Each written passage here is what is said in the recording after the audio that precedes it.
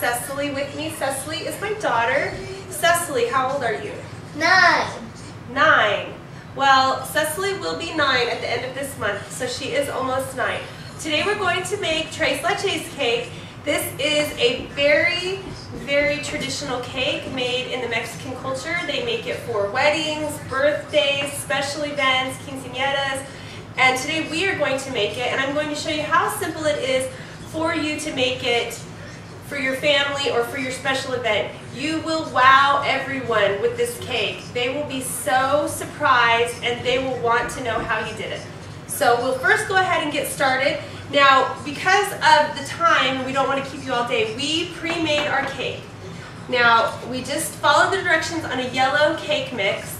You can get any brand, it doesn't matter, just follow those directions on the box and then cool it off, and that's the stage that we're at right now. So the first thing I'm going to do is I'm going to have Cecily use this fork, and she is going to poke holes all throughout the cake. Go ahead, Cecily.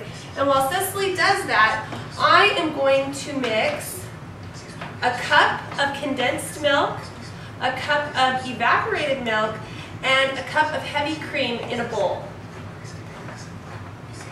Now, I learned how to make this several years ago from one of our cousins, actually I should say from one of my husband's cousins, and it has been a family favorite ever since. Now I make several variations of it.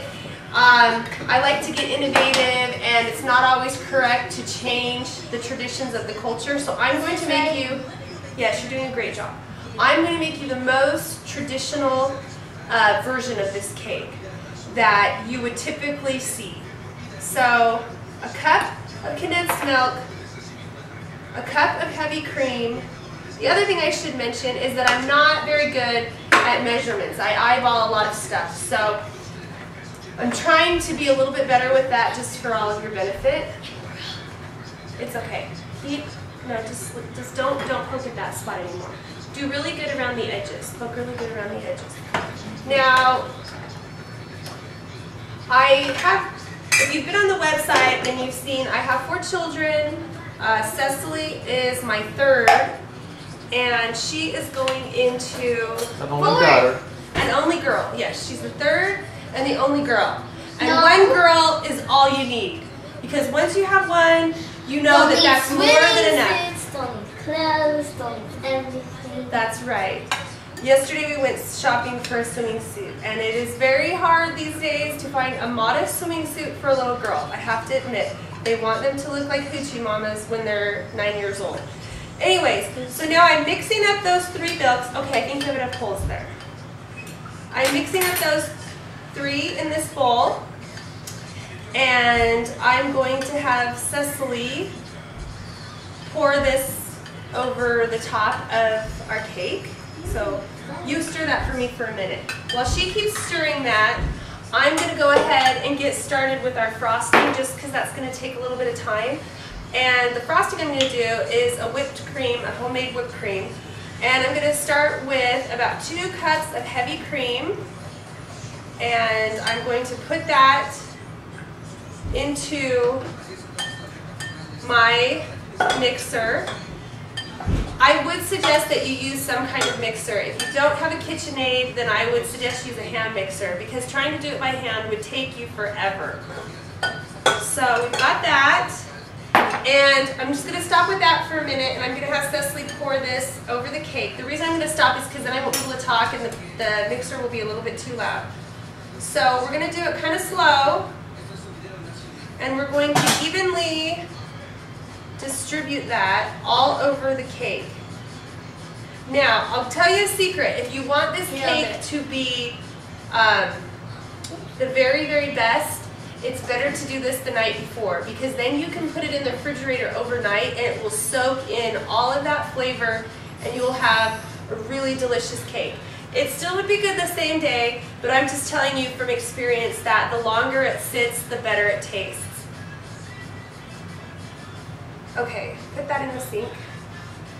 Now, if you can see that, it's just soaking all of that. Yeah, go ahead and put that in the sink too. It's just soaking all of that milk up into the cake, and you can see that there's a little bit soaked up into the bottom. Now I'm going to go ahead and start this mixing. It's going to take stop the camera, and then once it's finished mixing and it's just about done, we'll turn it back on and we'll give you the next steps. And about half the way as far as we want it to go. And I'm going to add about a half a cup of powdered sugar, so confectioner's sugar. And I have a little bit of Mexican vanilla, so I'm going to add a couple of capfuls to that as well. And I'm going to go ahead and blend it again for a few more minutes. Now, you need to be careful because when you're blending whipping cream, if you blend it too long, it's going to turn into butter. And you don't want it to turn into butter because this is whipping cream. What is butter? Butter. So, I will go ahead and whip this a little bit longer, and then I will show you until it has soft peaks. And so I will show that to you as soon as we get that done. Okay, we'll be right back.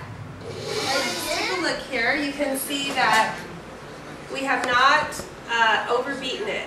That is a critical stage in whipping cream, that you do not overbeat it, because there's just this fine line between where it's still soft peaks and then it turns into chunky butter. I mean, it's just such a fast transition from one to the other. Don't you mean butter?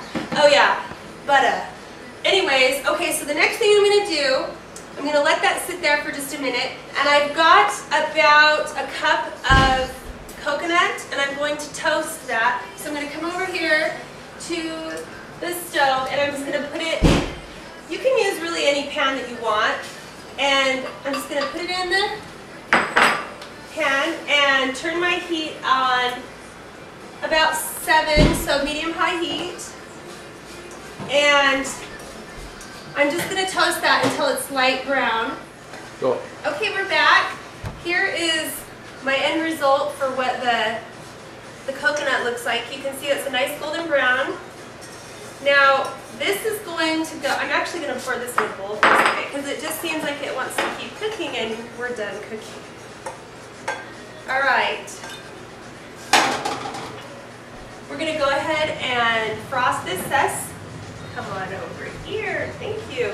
Alright, we're going to go ahead and frost this.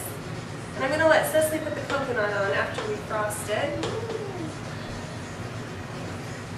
Now, to be exact,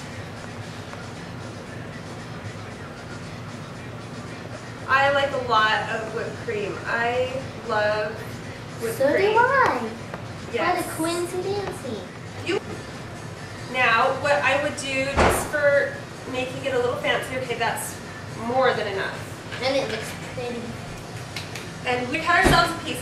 Now when you serve this, the best thing to do would be serve it on a nice plate and then top it with a maraschino cherry.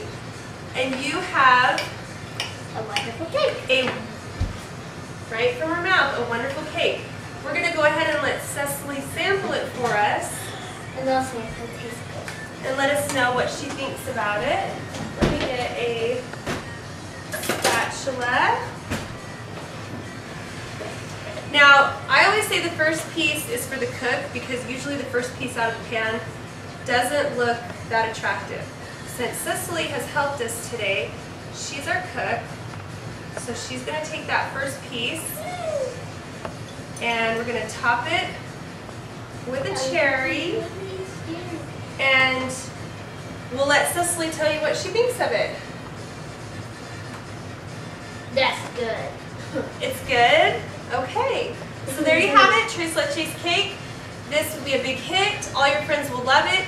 If you have friends that are not Hispanic, it might be fun to introduce them to this as a new thing. Most Americans don't traditionally eat cakes like this, so it does come as a surprise to try something new like this. And there you have it. We'll see you next time.